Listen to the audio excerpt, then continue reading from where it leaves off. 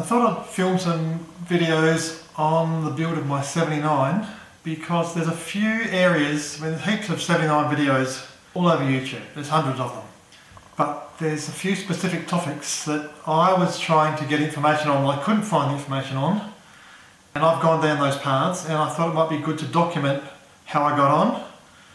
I'm sure not everything I've decided upon is going to be a success. Things like I've decided on a GVM upgrade with ARB using Parabolics, and there's a few ARB promo videos, nobody's really put them on their car, tried them out and had given any feedback, so that's the sort of stuff I'm probably going to put in this small series. It's future me from Editing Land, and I've put the video together, but I've forgotten something fairly obvious, which is the car's not actually here yet. The car arrives in about 2 or 3 weeks. Ordered it back in February, and the Jackson's camper, which you'll hear about in a sec, that's not due till November, December. So I just thought I'd better point out that I haven't got the car yet. That's why I can't show you any pictures of it. Now the reason I went for a ute is because I want to put a canopy on the back, and it's a bit more than just an aluminium box like a lot of canopies are. This is a thing made by Jackson's. I'm in Murray Bridge, so I'm in Adelaide Hills, so they're pretty close to me. It's a fold out like canvas with pop top coming up sort of camper with room to stand at the back, so if you want to get changed there's a bit of privacy and a bit of space out of the weather. I went to Victoria to have a look at a company called Tailgate Campers. They produce a lovely camper as well. A little bit more expensive than the Jacksons, but beautifully built, and the fact that Jacksons are closer was really the primary reason for me not picking Tailgate. Tailgate's a little bit lighter, maybe 50-60 kilos lighter than the Jacksons, but by the time you get onto a 79 it doesn't really matter. The new 2.4 Auto is a whole different experience. I've had a V8 Troopy and I liked it, but it never went very fast, and my background is all Land Rover. I've had Land Rover for years and it didn't impress me much more than a 4-cylinder Land Rover engine, and it drank a fair bit of fuel. So I wasn't going to go back to the V8. When they announced the 4-cylinder, I thought, well, that's brilliant. I can get a Hilux engine with the strength of a 79 frame. Stupidly expensive, but I just have to forget that. And that's the answer, I think, for a Jackson's canopy. It's not going to be an extreme build, or an ultimate build, or a endless budget build. It's going to be a sort of a modest touring build. I'm 62. I'm not going to go climbing rock cliffs and extreme mud, like I'm just not.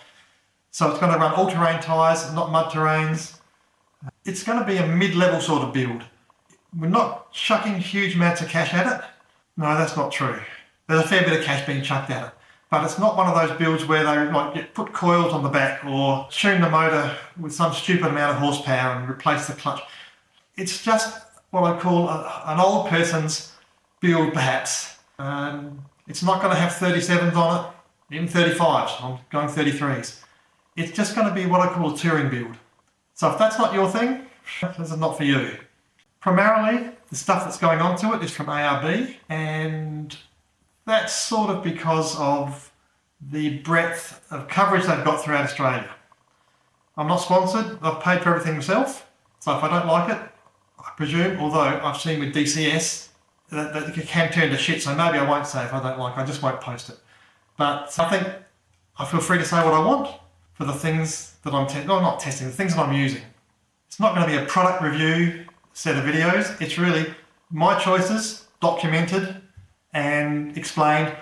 Bit of reasoning, why did I do this? Like, why didn't I go for an actual correction? Why have I used offset rims? Some people might find that interesting. The Parabolics I'm putting on from a GVM upgrade, there's no information, or not anything that's not ARB sponsored. There's not much information out there about how they work. I've got a fair bit of weight I want to put on the back, and I've gone for 800 kilo springs. Is that going to be too heavy, too hard? I don't know. Other people might have the same question. Another interesting thing I'm putting on is called Air CTIS, like Air Central Tire Inflation. And I had it on one of my trucks, and it was fantastic. It was worth more to me than a winch. I found that I used the ability to change the tyre pressures on the fly a lot. From Broome up to Middle Lagoon. You'll go through a bit of bitumen, some dirt road for 10-20 k's, sandy road. Then you're back on bitumen for another 20 k's. With the Air CTIS system, it's really easy to just flick the pressures. Like if I want to drop 10 psi out of the fronts only, or the backs only, or 10 psi together, flick of a switch, takes about a minute and the tyre pressures are altered. So you actually use it a lot because it's easy to do, whereas if you've got to stop the car, get out, like you just don't do it, and you end up getting bogged, or you end up having an uncomfortable ride. So I think that it's worth the money. It's not cheap, it's about $5,000. I think it's worth an experiment because I enjoyed it so much on my big truck. The other thing is it's a 4-cylinder automatic, which is sort of newish. There's quite a few reviews on them, and I've driven 2 of them. Pretty happy with how it goes. Previously I've had a Troopy V8, which I was underwhelmed by the V8. It's a great experience, it sounds great. I didn't have mine chipped, but I can't fault the little 4-cylinder. Now my younger brother, Peter, he is a LandCruiser man. He's had a lot. He loves the V8. He thinks I'm insane for buying a 4-cylinder. If I'd never had a V8, I might be swayed. Having had the V8 and driving the 4-cylinder, it was no competition. That is such a better engine gearbox combination than the V8. I know it doesn't make such a good noise, but it's brilliant to drive. I liked it a lot more than driving the V8 Troopy. He loves the noise, he loves changing gears. Peter spent a fortune getting his to perform. He's got the big RMAX snorkel, some whole new CPU, it's got a heavy duty clutch, bigger exhaust. I'm not interested in that. I want to keep my warranty.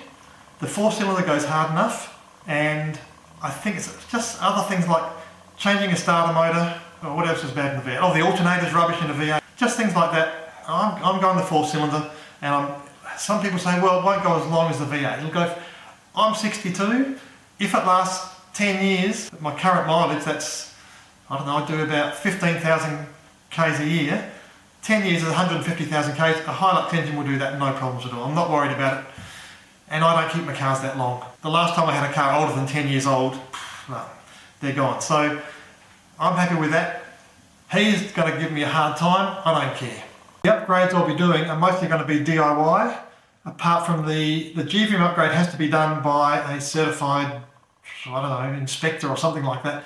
ARB people I've chosen to do it, and they're going to take the car, it'll take 2 or 3 days to fit it all, get it compliance and give it back. It's all going to be done pre-rego, so it's compliance throughout Australia.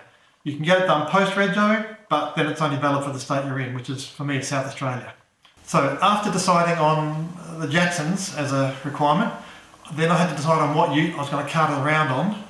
And I've got a Ford Ranger, had it 10 years, it's been faultless. No complaints at all, and I thought maybe another Ranger with a V6. But I've got an extra cab, you can't get the extra cab in the V6. I didn't want the 2-litre. Then I thought maybe a Hilux. It's pretty good, a little bit lightweight, and once you start adding up all the weights, the GVM, you're just not going to get that GVM in the back of a Hilux. So then I'm back on a 79, 70 series, and specifically a 79, mainly for GVM. I know they're expensive, I know they're not worth it, there's so many things wrong with them, but there's nothing else on the market. I think it's going to be the best option for carrying a heavy load when the camper's on. But also, I can wind the camper off, and we live on a farm. It used to be a working farm, but I'm sort of retired from that now. But we still need a ute, and I'm going to get rid of the Ford ute.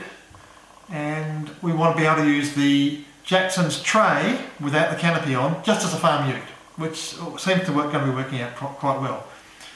The problem with using it as a carry-on camper, which has got a 500 kilos base weight plus water, brings you up to about 750, 800 with all your gear. There's a huge difference in the weight between the carrying camper side of things and just running it around as a ute on the farm. And that's why I've gone for the ARB Parabolics. There's a more chance with the Parabolics that they'll cope with the difference in weight more easily than if I just had standard leaf packs. The other reason I'm interested in the Parabolics is because I've had them on my Troopy. I had the Terrain Tamer Parabolics for a couple of years on the Troopy, and I was really impressed with them. They squeaked a bit. We did a few trips through desert country, and once you get sand in the Parabolics, and I don't know if it's just Terrain Tamer, they squeaked like it was driving us mad with the amount of squeaking. And I'm going to be pretty upset if the ARBs squeak like that too, but I'm going to take the chance. Other good thing with the Parabolics is you get a little bit, like the leaf pack's quite a bit narrower than a standard leaf pack, and so you get slightly more clearance under the back going through like things that you might get caught up on with a standard leaf pack. Hopefully the Parabolics will get through a bit easier. I'm recording this in my kitchen, not the best place to record, but it's quiet. I tried recording in my shed, and every time a car went past, the noise came through. You'll hear the microphones I'm using are just the standard inbuilt microphone on the camera. It's a little Olympus pen camera. It's not a bad little camera, but it's, I don't know, it's got to be 20 years old. The microphones aren't great, but they're good enough. I'm not investing heavily in technology or filming equipment or anything like that. I'm just going to do the recording, edit it on my laptop, post it up. That'll be it. I think that might be it for the first one. I'll wrap it up and have a crack at editing it. I've never done that before in a video. I've had a little bit when I had my MAN truck, put up a couple of posts, but never actually been a talking head in front of a camera, which is it's a bit unnerving. It's an odd thing. But we'll go and do some editing, see what it's like, post it up, and then we'll crack on with the rest. Thanks.